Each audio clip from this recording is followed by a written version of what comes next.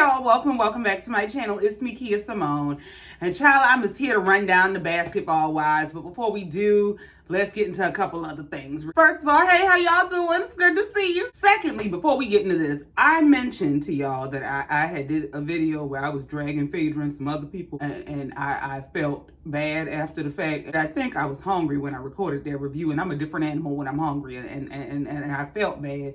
And y'all was saying, just put the damn video out. And I said, oh, okay, all right, hold on. But Liberia Rose, I think is the name. Please forgive me if I said it wrong. I think it was Liberia Rose that said in the comments, when you gonna start your membership so you can put the shit out and we could thank you. And I said, you know what? You kind of smart, ain't it? I said, that might not be a bad idea. So what I was thinking about, and this is the only reason I'm mentioning this, because I'm a edit the video and put it together, and I'm gonna give it to y'all. But she gave me a great idea, because I've been trying to figure out how to incorporate doing things like if I want to go live, or if I want to do like a poetry video or something like that. And I didn't want it to be like, for me, just excuse me, could y'all be my therapist real quick? Being on the internet sometimes is like jumping into the ocean. Like you got pools and rivers and lakes and streams and ponds, and then you got the ocean. And for me, it's just like being in this wide open ocean. And I think I have like a level of social anxiety that I didn't realize maybe that I had. But I kind of wanted a way, and especially when it comes to poetry and things like that, I come from an environment where it's normally something done in a more intimate setting. Like it's not normally just wide open in the ocean, you in the street screaming spoken word stuff. And so I was like, you know what? We could do some sub-only stuff, and then, and maybe build up some memberships and things like that. Maybe I could do something where I do drop a video, or maybe a live, and it's just whoever wants to show up, and it'll be just for us, just the people who actually subscribe. Now, I ain't crazy enough to think that everybody that subscribed to me actually likes me. I know how that should go. Like, honestly, speaking of, I haven't had to say this in a long time, but I'm just go ahead and say it because somebody had said something in my comments the other day, and I had to catch myself, because they ended their comment with SU, which I know was supposed to be shut up. And when I tell you I had to snatch myself by my own collar and say, come sit your ass down, don't get on this internet cursing people the fuck out. Look here, I'ma just say this one good time, because I had to say this since the Love and Marriage Huntsville era. I don't have a problem with disagreement, but disrespect is where I draw the line. You don't know who I am or what I'm going through on the other side of this camera. You don't know what it took for me to get to this damn seat and sit down in front of this camera and come talk to y'all and kiki. I might be fighting for my life on the other side of this camera. Please don't be in my comments with all kind of disrespectful bullshit. Now, I'm totally open to disagreement. Yeah, I don't agree with that, and I don't know what you're talking about. But all that shut up, who the fuck you talking to? I don't be wanting to have to unleash the dog on people, and I ain't gonna, go all the way down that rabbit hole. And I'm not even gonna feed that monster, because the truth of the matter is I get entirely too much love to focus on a little bit of hate. That they had caught me at a bad moment. I had took everything in me not to curse them out. And so just like I'm addressing them, I do want to say to all of y'all who show me so much love, I truly, sincerely love y'all. I know this is very parasocial and all that, but I love y'all. And I thank God for y'all. And don't think that, sometimes I think people need to know is that when you see somebody operating in their purpose or in their gift, sometimes you operating in your purpose is cheering people on, is encouraging people, is telling them, I love you, I support you, I like what you're doing, keep it moving. Thank y'all for all the love that y'all show me. And I truly believe that what you feed grows, which is why I'm not gonna feed that monster. I just had to check that monster real quick. But I get entirely too much love to focus on a bunch of negativity and a bunch of hate. So I wanna say thank y'all. I love y'all so very much. But I just needed to get that off my chest, because funny enough, some people would say, I guess I'm a prophetic dreamer is what people call it. But I had a dream about a night or two before that comment came in. I had a dream that I was just sitting in the audience. I don't know where I was, but I'm just laughing and talking with people. And here comes some random person just trying to antagonize me. And next thing I know in the dream, whoever was hosting whatever the show was done called me down to the front and gave me the microphone and said, go ahead, curse that bitch out. Get it off your chest. And I remember the one thing I remember saying in that dream was, I will drag you by all your failed hopes and dreams. And I woke up like, well, damn. And so I said, well, yeah, let me go ahead and address this before I find myself in front of a whole audience cursing a motherfucker out. So thank you for listening. Now, let's go ahead and get into these basketball wives. Now, I'm going to tell y'all, they about 7, 8, 9, 10 episodes in. I don't know. I ain't going blow by blow, but we going to go whole by whole. I'm going to go down each lady's storyline. I'm going to probably start with who I have the least to say about and just tell y'all what I think. And honestly, I found myself kind of surprised at my own opinions of these people, because I kind of went in thinking and feeling a certain way about certain people, and then in watching the show, it was like, oh, okay, well, maybe you ain't all that damn crazy. But let's just get into it. Before we do, y'all, please be sure to like, share, comment, and subscribe if you've not already. And I'm gonna shout out my super thankses. I just didn't get a chance to look at them because I was responding to comments and in the room talking to myself, telling myself not to go down there and curse a motherfucker out. And so I'll be back. Let's start with the newest lady on Basketball Wives, Ming. Now, I'm going to tell y'all, I might be a little biased and a little partial when it comes to Ming, because I have actually known of Ming since her early days on Instagram when she was a social media influencer and she was selling hair. And I absolutely love Ming. Now, prayerfully, she don't do or say nothing to embarrass the dog out me, because I swear every time I come down to this internet and I talk about how much I love somebody and I just respect her so much and I just love everything they be doing, they do some shit to embarrass me, please. But I love Ming because I've watched her journey and watched her build herself up. Like, she is really, truly, organically self-made. I'm talking before she dated Rick Ross and before she got her salon and all that. Like, watching her from the very beginning. And I remember I used to comment on her videos, and she was always very kind and interactive. And that's before my old Instagram got hacked, and them people pissed me off so bad.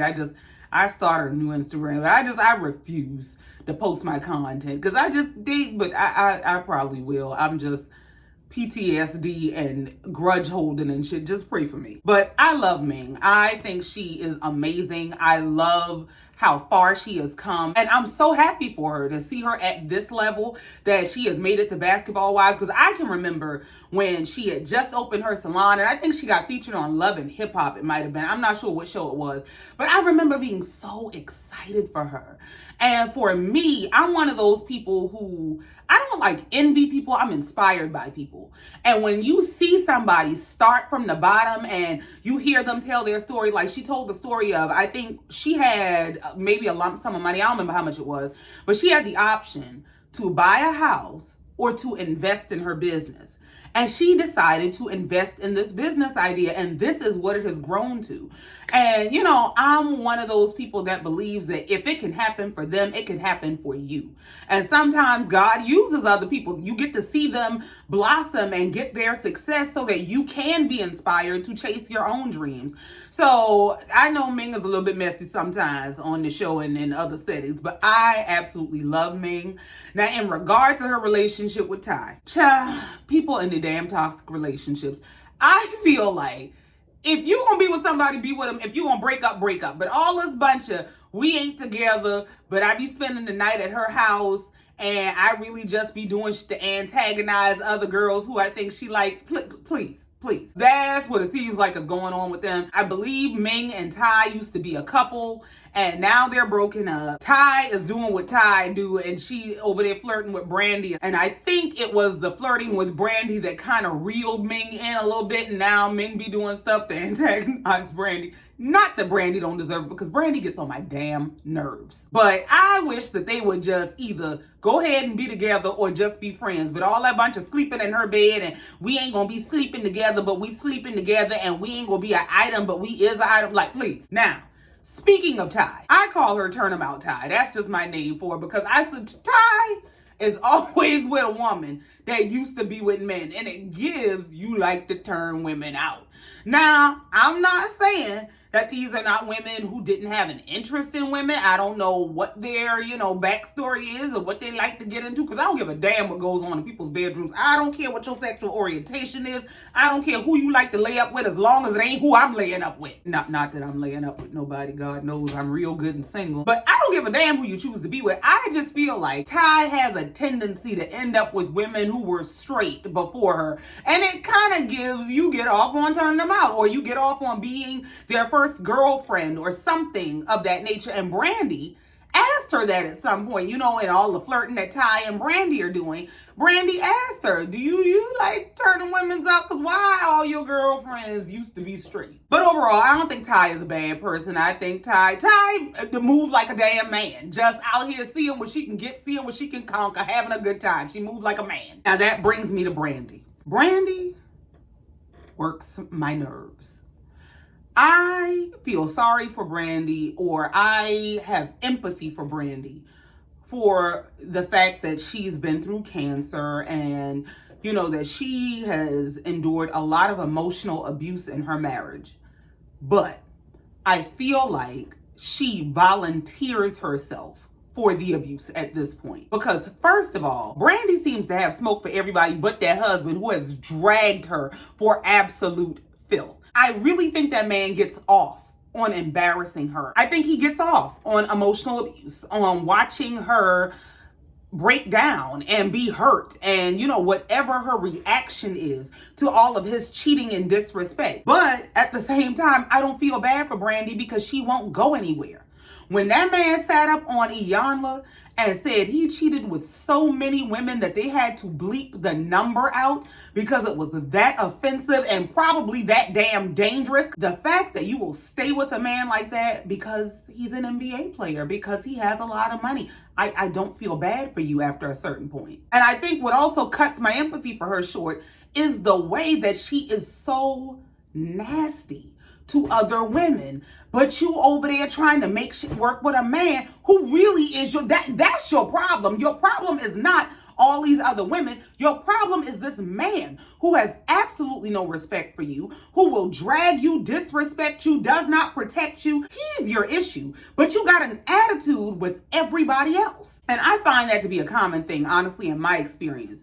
When women stay in relationships with men who they know are cheating on them, who openly cheat on them, who openly disrespect and mistreat them, they take everything that they feel for that man and they project it on the other people. They unleash it on other people. You have so much attitude and heat for other women. And I don't know if it's because, you angry at them for being free in a way that you're not. I don't know what it is.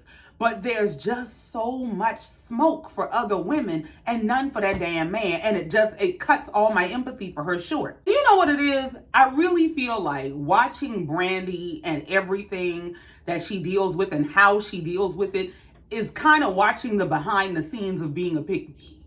Because pick-me's endure so much to be able to say they have a man, to be able to say I am Mrs. So-and-so, to be able to say I have this lifestyle. Like, this is what this lifestyle is costing you. And you have an attitude with everybody else for what you choose to put up with. Ain't nobody keeping you there. And speaking of pick-me's, that brings me to Jennifer.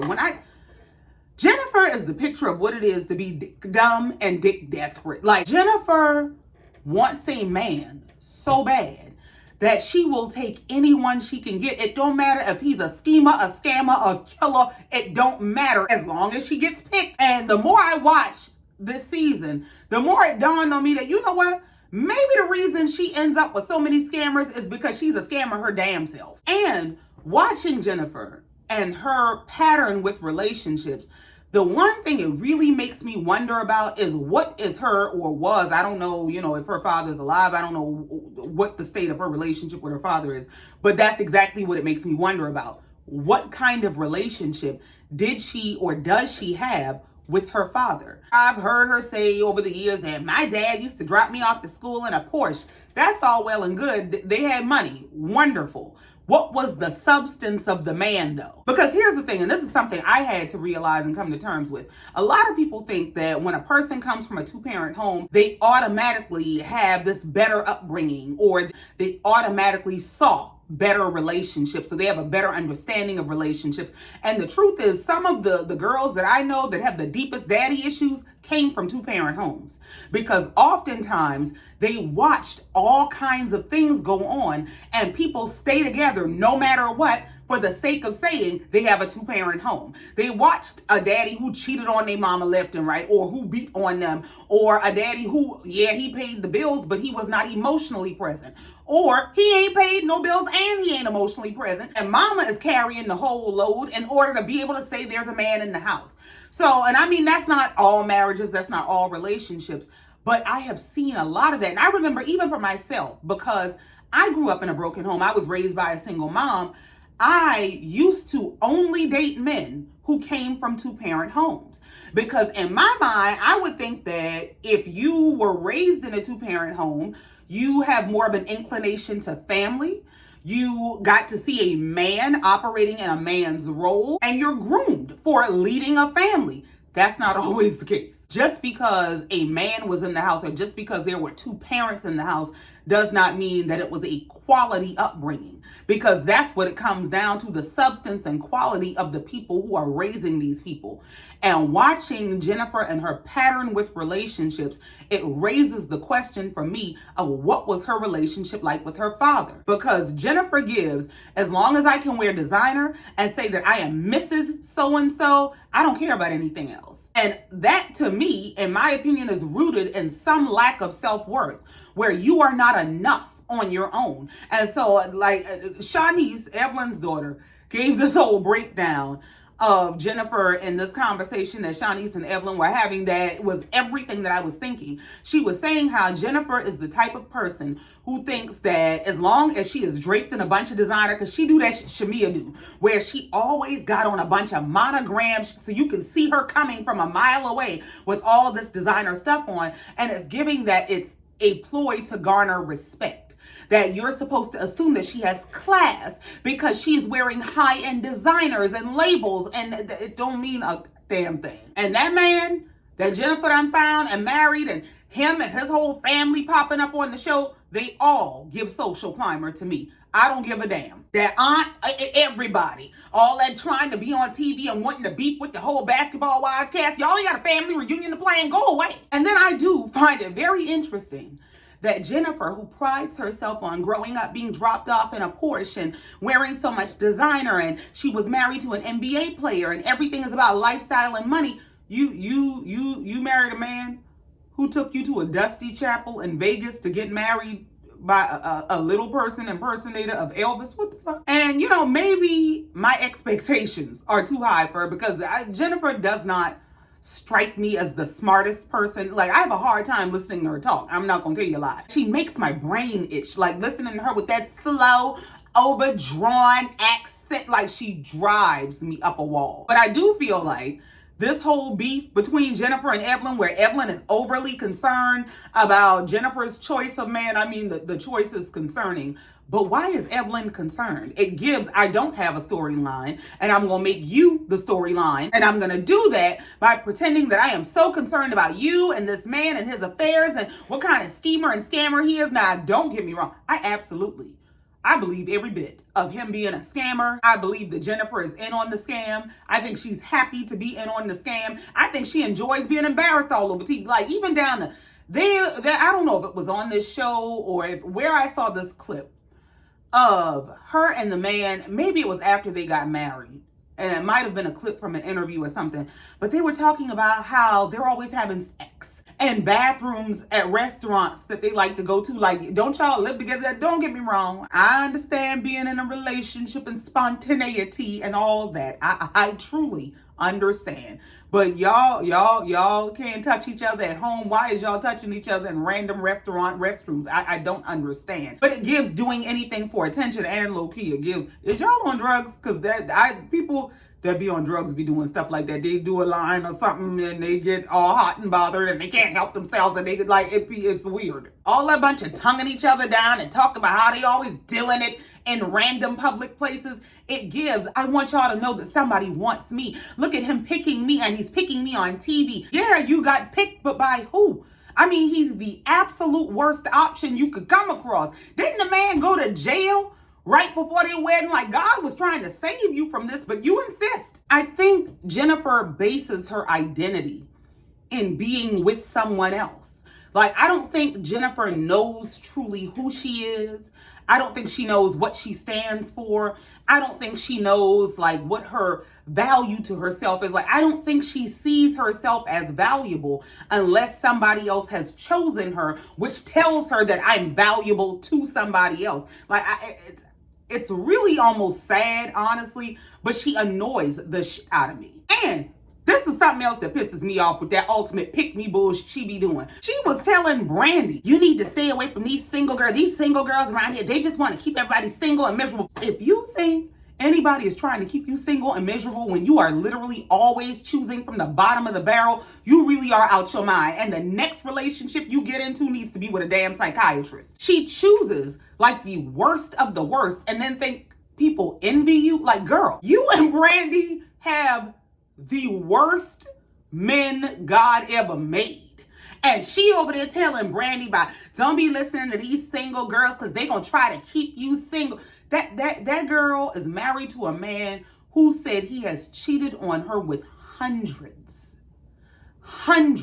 of women and continues to disrespect her, like to the degree that she called herself moving out. She got her own apartment now, but they still married. And when the whole wildfire thing happened, she's talking about how he's calling her to check on her and he don't want her out there by herself. And you know, our marriage isn't in the best place, but we're still family and we've been in each other's lives for 25 years. Y'all need to get the fuck out each other's lives. It's always, and I just said this in another video, it's always the issues with the absolute worst marriages, with men who are more single than single people that want to tell everybody else they're jealous of them. Nobody is jealous of you. It's like getting picked for prison and thinking everybody wants your spot. Don't nobody want to be locked up with you.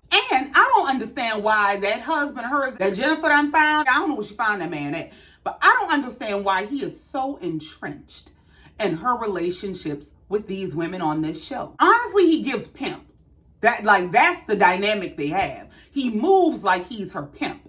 And he has to be in everything that's going on. He wants to dictate the relationships and who she gets to be friends with. He wants to argue with her friends on her behalf. You ain't got no life. You don't have no friends and enemies of your own. Like, you can't go tend to your own business. Why are you knee deep in women's business? And that brings me around to Evelyn. Now, I'm not saying Evelyn is a prostitute. I'm not saying that. But Evelyn, Lord, let me tell you, you know what Evelyn is probably my greatest disappointment when it comes to Basketball Wives. Because when Basketball Wives came out back in the day, when it initially came out, I absolutely loved Evelyn. I loved everything about her. I loved her style. You know, I kind of understood her story to some degree that, you know, she had been with some NBA player who she was engaged to. I don't know if he cheated or what happened. She called off the engagement. He called off the engagement. Something happened. She sold her ring, used her ring to open a shoe store. And I loved her and loved her story until we got to truly see her in action. And she started coming off as this mean girl bully of a person. And I can't, the bully shit, when I tell you it brings the dog out of me, I cannot deal with it. And it was one thing that she just was randomly violent and always wanting to fight people and throw wine bottles and all kind of shit. But when the whole breakdown of her and Jennifer happened, and she decided she was going to be this bully type of chick, and she goes running across a table barefoot trying to fight Jennifer, who we know, like, Jennifer ain't about that life. It just gave weak. And it took away a lot of the respect that I had for Evelyn. So that was where my disappointment started.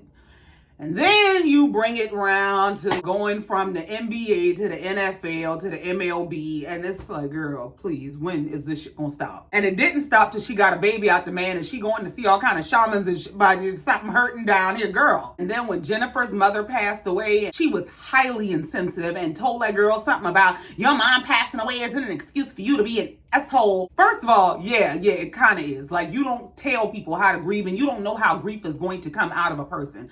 And, you know, maybe on the back end, she might have come around and said, listen, I was a bitch, but I was going through some stuff, and please forgive me. I mean, that's your choice whether you forgive her or not, but to tell somebody, I mean, just because your mom died, it doesn't give you an excuse to be an asshole. Girl, shut up, because it might not give her an excuse to be an asshole, but talking that shit gonna give her an excuse to whoop your ass. And that is part of what I think Evelyn's problem is. I think Evelyn is the baddest person she knows. And she seems to not have respect for anybody but Shaunie. And Shaunie is the ultimate mean girl. I used to also love Shaunie. Like before Basketball Wives and all kinds of things. I think it was an Essence magazine article that she did. Like, and I read her story and how now I did not realize that she was married when her and Shaq got together. I did know that she was successful in her own right. And so I had a lot of respect for that. Like, I respect women who build themselves, who are their own brand, who do their own thing, and they don't make a man their financial plan. Like, I had a lot of respect for her, but then this here, a lot of this shifted that. But back to Evelyn. At this point, what's going on with Evelyn this season is Evelyn has bounced through all of the major athletic leagues. And she has not only exhausted her options in those leagues, but she's kind of aging out of the game. Like, I'm not saying she's selling it, but you can't sell that but so long, okay? And it seems like she kind of groomed her daughter to be this next generation of a sack chaser. Like, to have a baby with the game, I don't think you taught her right. And I think it was really fucked up that the game is who her daughter ended up having a child with when Evelyn has a relationship with the game's first children's mother. Just a sidebar, he is a highly disrespectful man. Like, the way that he treated that woman when they had a reality show back in the day, when he threw a bunch of money in her face in front of his friends. I mean, he just was so disrespectful. I've never regained respect for him. And I think he done caught some cases and all kind of stuff. And this is who your daughter got a baby with, and you turning a blind eye. And that don't have nothing to do with me.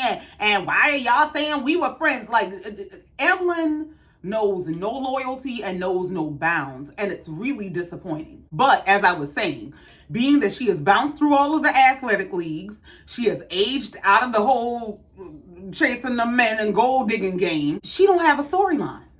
She has nothing to give us. There is no relationship. Okay, you got a child with the last man, but there's nothing to that except to collect your child support payments.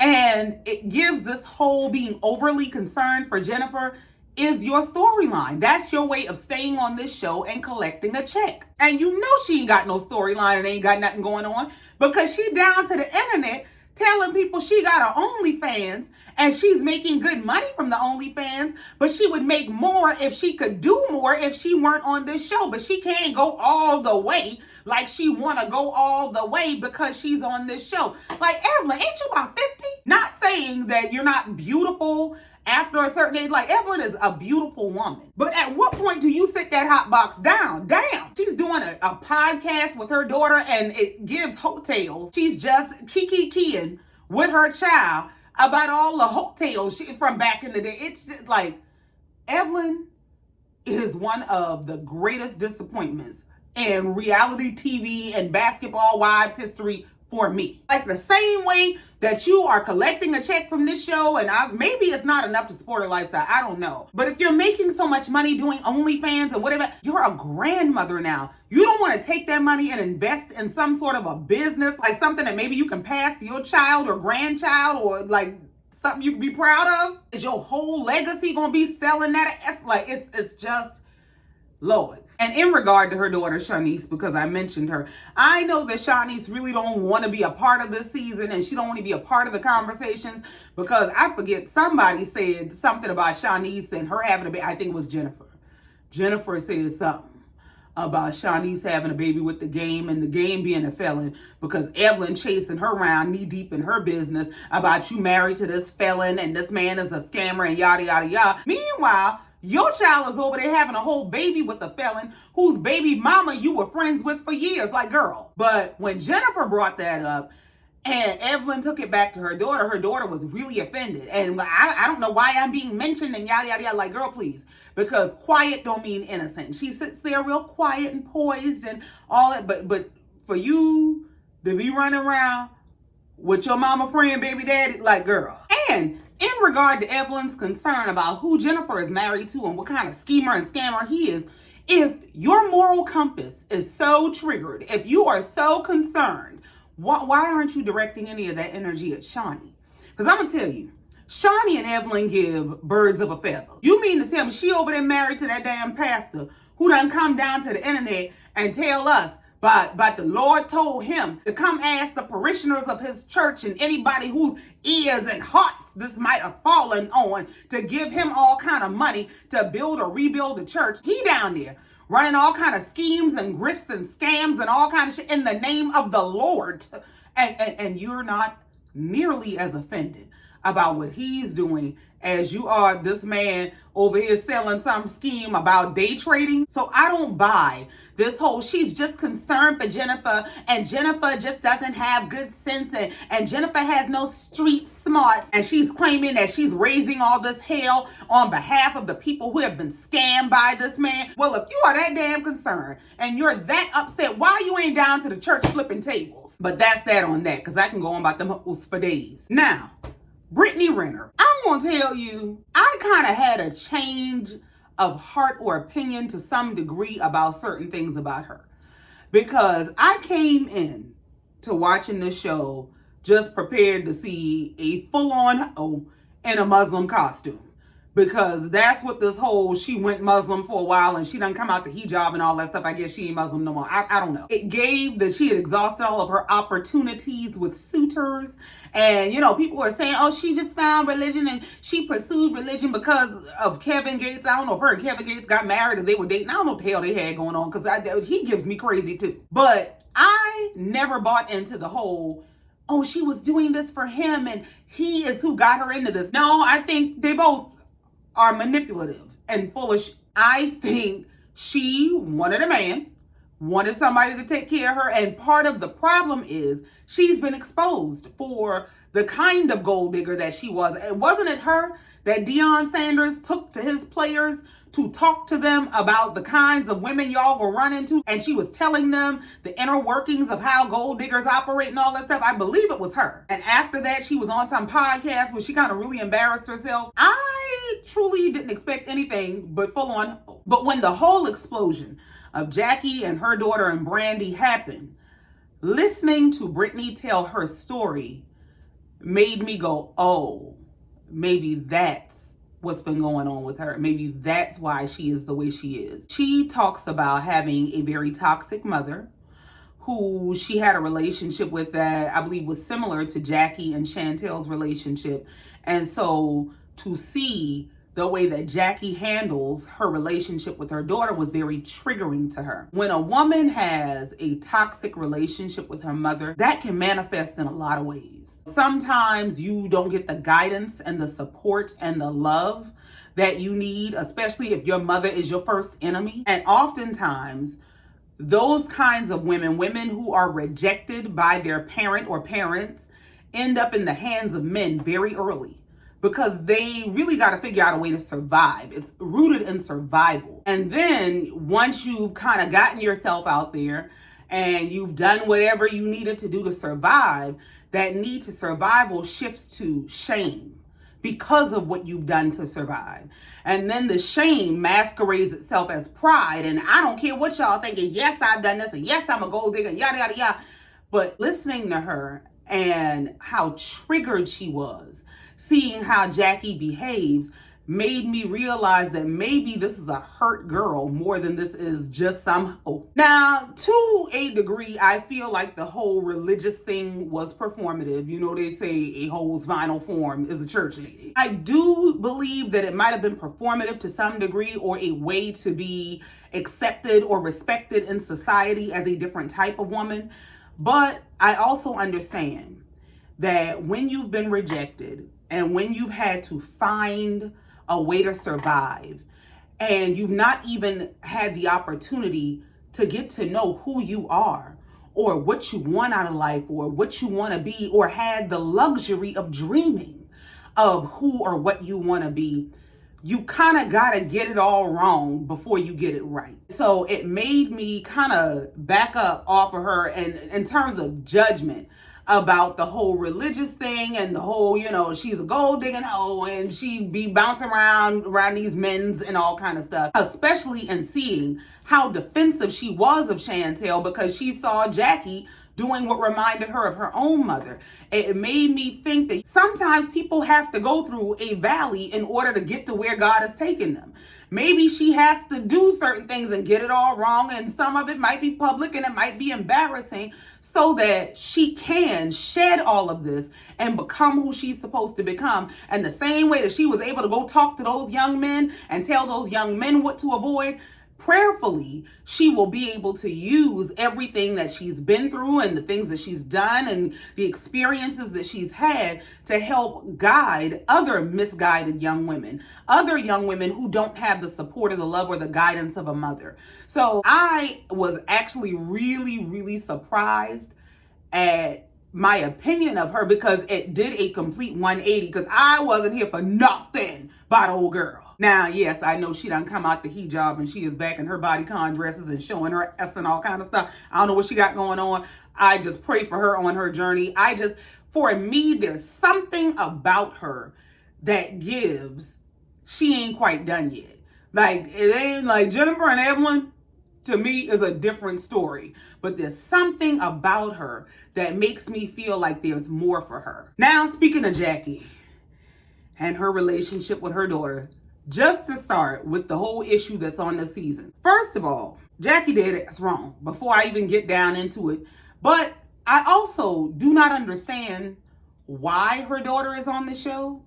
Because if you know you don't like your mama like that, y'all don't get along like that, and Brittany called Jackie a demon. And I'm not going to tell you no word lie. I feel like that's an accurate observation. If you know this is who your mama is, y'all don't get along, you don't really like her, why would you sign up to be on a show that she's been on for years, unless your mission was to come and expose her for who she is? Now, the thing is, Jackie has been exposed for what kind of toxic person and parent she is years ago, when the other daughter was going through some stuff and she needed help. And that girl had to create a GoFundMe and ask the public for help when Jackie and Doug Christie are her parents. I've been done with Jackie. Jackie has been a problematic person and parent. Like, Jackie, for me, is the ultimate pick-me. She is the woman, all that bunch of chasing Doug all across the country and going to all his games and won't never be home to take care of these kids. And I'm planning a wedding every year. And I'm going to tell you, something about Jackie gives me witch.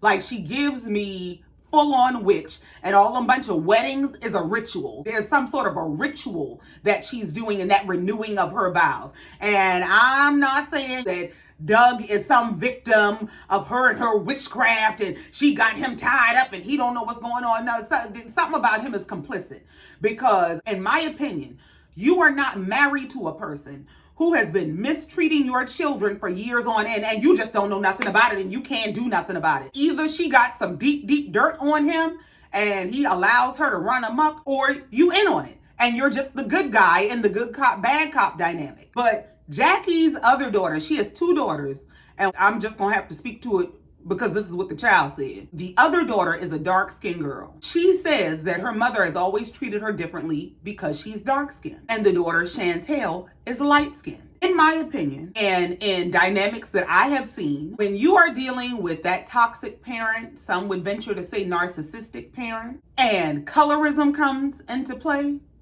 one of two things is gonna happen. Let's say the mother is partial to light skin. She has a preference for light skin. She's gonna treat the darker child like her shame, the black sheep, and she's gonna treat the lighter child like her golden child. Now, on the flip side, if the mother has an issue with lighter skin, she is going to treat the lighter skinned child poorly, and the darker child becomes the golden child. The problem is, not only is that problematic from a parental standpoint, it creates division between the children. And apparently that's a part of what's coming to a head between the daughters and Jackie and all that, because what's going on this season is the daughter, Chantel, the lighter skinned daughter, joined this show.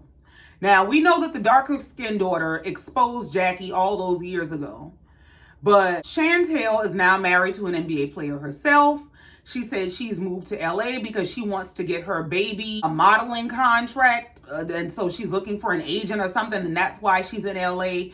But she and Jackie also don't have the best relationship. Jackie has never met her husband. Jackie has never met Chantel's children, her grandchildren, until they were on this show. And I'm going to tell you, in the scene where Jackie got to meet that child, and she picks up the baby and she starts saying, I'll murder someone for you. I would kill for you. I wouldn't let that crazy bitch around my child. What kind of maternal person is talking to a baby about murder? What the fuck is wrong with you? But anyway, the whole beef that has happened between Chantel and Jackie this season stems from a beef between Chantel and Brandy. All of the ladies were out at dinner. They get to going back and forth about what, I don't remember. But Brandy, with her rude ass, is going to tell Chantel to stay in a child's place. This is a big grown woman. Girl, you can't run your own damn life. And you talking to people about stay in a child's place. All that authority you can muster up to tell this big grown woman to stay in a child's place, take that home to your damn husband. Chantel was deeply offended. And Brandy is always saying some sideways shit. Like everybody has told her, Evelyn keep telling her, your attitude is stank. And she does. And I don't know if she's bipolar. I don't know what her issue is. But the way that she just kind of snaps off on people or catches an attitude and then act like she don't understand why people are reacting to her the way they are, like something wrong with her. But Chantel and Brandy get into it. When Chantel and Brandy are arguing, Jackie has nothing to say to Brandy. She won't check Brandy about her daughter, but she gonna tell Chantel not to call Brandy a bitch and don't call her this and don't call her. She won't check the other bitch at all. Now, when Brittany recognizes this imbalance and this lack of protection and watches Jackie try to check Chantel after Brandy is the one who disrespected her, Britt steps in and says something. So when Brittany stands up to Jackie about not defending her own daughter, all of a sudden Jackie wants to fight Brittany.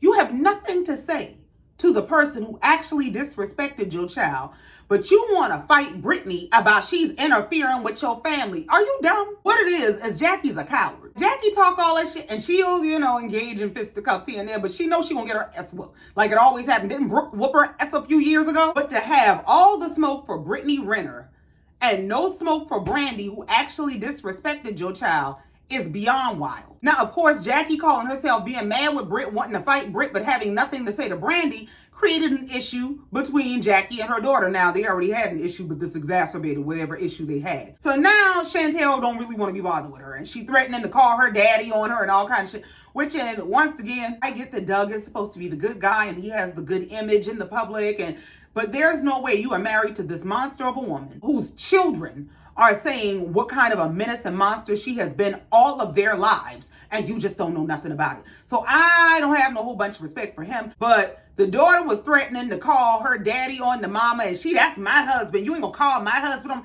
And the girl said, ma'am, that's my damn daddy. Are you crazy? And listen, this is part of what even got me interested in doing this review, is I saw the whole internet going off when that whole scene happened about how wrong Chantel was, and she should have stuck by her mama no matter what, even though her mama is not sticking by her, even though her mama don't have her back, even though her mama only wants to fight the bitch who's holding her accountable for not having her child's back. She was supposed to defend her mama at all costs, even though her mama is letting her be up to the stake for sacrifice. And people were saying, yeah, that is her husband. It don't matter if that's your daddy. Let me tell you something. Yeah, you might be able to pull rank as the mother and the wife, but that man could stop being your husband tomorrow and will never stop being that child's father. To attempt to weaponize your status or your relationship with your child's father in an effort to alienate them from their father because you don't want to be held accountable. So now they have nowhere to go. You're supposed to be able to mistreat and abuse them and neglect them, but they can't even turn to their father because you're going to weaponize that you're the mom and you're the wife and you lay up with them, and so you're going to have more pull with them. That is a different level of evil. Here's an idea. Do right by your child. If you treat your child like you got some damn sense, you don't have to worry about whose relationship with the man has more rank, because that's another thing that comes from the toxic, narcissistic mom relationship. What happens is you start to see the child as competition. The child, for some reason, and your twisted ass mind, is a competitor to you for the love and attention and affection of that man. And I've seen it for myself. I've seen it 1,000 times. I got people that is speaking to me right now because I done cursed them out like the dirty gum on the bottom of my shoe. about their damn child. But in the midst of all of this coming to a head, and Chantel saying what kind of relationship she's had with Jackie and how much she does not like the relationship she's had with her and how much she's done with her mom, apparently the other daughter has been triggered. And the other daughter came online to say how she don't understand why there's all of a sudden this issue between Chantel and Jackie, because Chantel has always been the golden child. She's the one who was treated well. She's the one who got everything she wanted. She's the one who was taken care of. Meanwhile, this daughter was mistreated and neglected and disrespected and treated like some second-class citizen, some red-headed stepchild, and left to fend for herself. But here's the thing, and this is to the people who find themselves in the golden child position. What happens when you have a golden child and a black sheep is when that black sheep decides to remove themselves from the equation, when they have been successfully exiled from the family, or when they have successfully removed themselves from the family, that toxic parent doesn't cease to be toxic.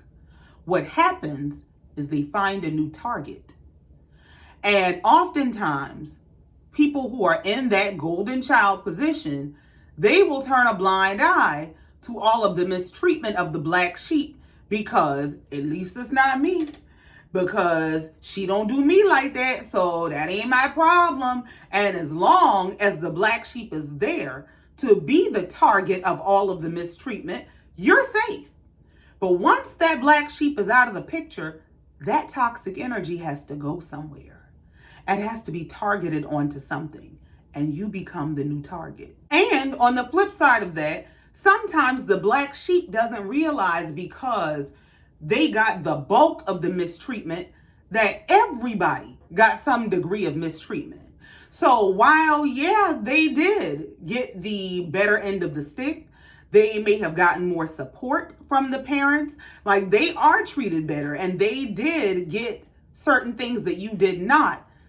That toxic parent is still a toxic parent. But part of the issue is that the division of the black sheep and golden child dynamic keeps the black sheep from being able to see that other people are a victim too, because you are so victimized and you almost envy what the golden child has gotten, or the way that the golden child is treated in comparison to how you're treated, that it's hard to even conceptualize that they are enduring some level of toxicity too. So when you're dealing with the toxic parent, there truly are no winners, because sometimes even the one who got all the support and it looks like they got everything while you got nothing, they were bought. And so now they kind of have to give this loyalty, or they have to enable that toxic parent in order to continue to receive the support that they've always gotten. But that also doesn't absolve you, that golden child, that doesn't absolve you of the fact that you are an enabler, or that you turned a blind eye, or that you made excuses for how toxic the parent was to the black sheep, as long as you weren't getting that treatment. And it looks like that's what the other daughter's issue is, that she's saying that, you know, Chantel's doing all this and you doing this for TV, when the truth is you've always been treated well. It also becomes very difficult to get to a point where either one can see the other side because of the division that's embedded in their relationship. They were raised in this division. This is how their relationship is set up. So it's hard to see over that divider to see what's going on the other side, or to have any empathy for what's going on the other side. Now, having said all that, I'm going to just read y'all what I came across that they had said on the internet. Now, I don't know if I missed a couple posts here and there. I'm just read you what I got. I believe the other daughter's name is Tekari. I think Tekari made a post that said, most of you all know I've healed and moved on from the family drama. However, if I'm asked to not speak on or about people, I expect the same respect. It's been almost 10 years, a lot of time and distance. So to speak on how I feel or what I went through, and I can't even say happy birthday to you, is not going to fly. I know I'm the peasant or whatever, but don't provoke me, please. Now, I believe this was Chantel's response to it. She said, I made a general statement highlighting the fact that all three of us have had our bad feelings about her, whatever those feelings may be. Nobody mentioned you by name, nor do I care to speak on your experience. You wrote a whole book about it. Now, here you are with a screenshot from 2017 with no context. You want to tell these people why I went no contact with you? Was it because you were asking me to send you money when my now 8-year-old was only a few days old? No care or consideration for the horrific birthing experience I had just had? Or maybe it was because you used to molest me under the guise of playing house. I'm sure you remember all those times because I do. So I dare you to say I'm lying. I can keep going because I'm 32 with kids of my own now, and I will lay everybody bare. Find you something safe to do. That's when I was like, oh shit, wait a minute, what's going on? Because this is getting deep. Now, there's one thing to have the golden child and the black sheep, but when somebody get to talking about you was touching me on the inside parts and stuff, that's a problem. And I'm not here to say what's true and what's not. I wasn't there. I don't think, and I would hope that, I don't think she would just throw something out there like that. But that adds a totally different layer to the dynamic. And if something like that was going on, and I don't know if the parents knew about it and nobody did anything, or if that may be a contributing factor as to why the daughter Tekari is not as close with the family or has had so many issues within the family. But when you start to add that in, that, like, for me, is something that is beyond the whole family therapy. That is beyond, we need to really talk about the dynamic of our relationship with our parents and how that created division between us, because that's a different level of violation. Now, I don't know what's true or not, but what I saw is that in response to that, the sister Tekari said that they're gonna be waiting on some police documents because she don't play that shit and she's not responding to no shit like that on the internet, that she's saying it's a false accusation. I'm not here to say who's telling the truth and who's lying, because that's some deep shit. And that's not anything to play with or to pick sides or play favorites with. And I'm not the one to, say somebody who accuses somebody of something is a liar. And I'm also not the one to say that just because someone has made an accusation that it has to be true. Now, I'm not sure if this is in response to that or what this was addressing, but the next thing that I saw, that I came across, was this statement from Chantel online. And what it said is, I'll start by saying thanks because it's the polite thing to do. But to be honest, you easily could have texted me this, accompanied by a personal apology for all the you've said and done, both publicly and privately. I'm not with the public shenanigans anymore. That's why I've been quiet. I don't have no ill wishes towards you, but this ain't genuine and you know that. You put this up for your followers and the blogs so you can carry on this sad, sappy charade like nobody gives a about you, don't want nothing to do with you, etc. I've been there for you and dare you to say otherwise. I stopped fucking with you off the strength of you and your poor decisions. Has nothing to do with mom. We all know how I get down. If I wanted to speak, I would. But the same way you don't want to forge a fake relationship with her, I don't want to forge a fake and genuine one with you. I haven't done to you. So how I got included in your mess and hitting the crossfire, I don't know. If you wanted me to hate our mom for the rest of my life, it isn't gonna happen. Forgiveness is paramount. Moving forward is necessary. We only get one mom. Bashing her in the media moves us forward in what way? It gives you public sympathy and support, and then what? Exactly. Birthdays, holidays, etc. being missed because you want to be in the media acting goofy. You call me when you ready to be real and own up to the Tekari has done. Not Jackie, Tekari. Until then, please don't speak about me on the internet. Now, here's my thing. It's interesting that Chantel has a whole storyline of not getting along with her mom. Her mom is this problematic individual. She's been this way all their lives. And she is basically a victim to Jackie's villain. But when it hits the fan and her sister comes into play, who has been saying that for years on end, now the sister is wrong for her position about her mom, and now you're gonna chastise the sister for holding your mom accountable or dragging her in the media when that's the exact same thing that Chantel is doing on the show. You're on this show getting paid to basically expose the relationship between you and your mom. And it's the truth, and Jackie is a villain, when she's doing it to you. But when it comes to the sister Tekari, forgiveness is paramount. And you want me to hate our mom forever? You're the one who won't speak to your mom or show up to any events that she's at on the show because you are so offended by her and who she's always been. But your sister doesn't have that same right? Now it's we only get one mom and how many birthdays and holidays. It kind of gives falling back into the golden child position where you're going to guilt the black sheep. You're going to make the black sheep the problem and the scapegoat. And it's all about how wrong she is and even how wrong she is in her response to the relationship with y'all's mom. But when it comes to you, you're a victim. I don't get how Chantel gets to be the victim on the show and say that Jackie is so wrong and she's siding with Brittany and saying how her mom has always treated her this way and how her mom is siding with Brandy over her and she wants to involve her dad and all. But as soon as your sister steps in the picture and as soon as your sister is saying, hold on now, because this has been how she's treated me for years. You've always been treated well. Now, all of a sudden, we're back to the we only have one mom. Forgiveness is paramount. You're the problem. What it comes down to for me is while I do find Jackie to be highly problematic, I think Jackie is 100% dead wrong in the fact that she would sit there and watch Brandy disrespect her daughter, have nothing to say, won't stand up for her daughter, won't defend her daughter, say, well, she's grown, she can handle herself. But as soon as somebody says something to you about the fact that you won't defend your daughter, now you want to fist fight them. You want to have a physical confrontation. You want a round of fisticuffs with the bitch who has something to say to you about how you're handling your daughter, but nothing to say to a bitch who is handling your daughter. She's dead wrong for that. But for Chantel to turn around and basically treat Tekari kind of exactly the way she's saying she's been treated and say after her mom has basically abandoned her on this show and said you on your own and feel like her mom is so wrong